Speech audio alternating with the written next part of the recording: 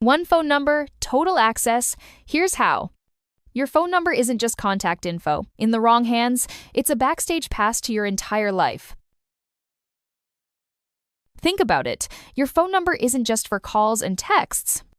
It's tied to your bank, your email, your social media, even your two-factor authentication. In hacker terms, it's not just contact info, it's a master key. And here's the twist. You don't have to be famous to be a target. Hackers aren't picky eaters. If there's money, personal data, or just the fun of ruining your day, you're on the menu. Imagine a hacker sweet-talking your mobile provider into helping them. They convince the carrier that they're you, and boom, your number is transferred to their SIM card. Now every call, text, and two-factor code meant for you goes straight to them. Technical note, this is possible because mobile networks link your number to your SIM's unique ID, change the SIM, control the number.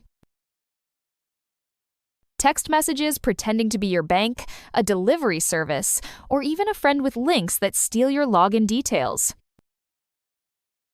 You know that forgot password option?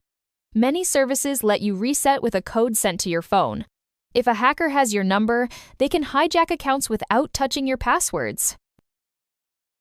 Set a carrier PIN or port out protection so your number can't be moved without a code only you know. Use app-based 2FA like Google Authenticator instead of SMS codes. Be stingy with your number, only give it when it's necessary. For leaks on your email, you can check, have I been pwned? But for phone numbers, assume it's already exposed and secure your accounts accordingly. So the next time you casually give out your phone number, remember, you might be handing over the keys to your digital life.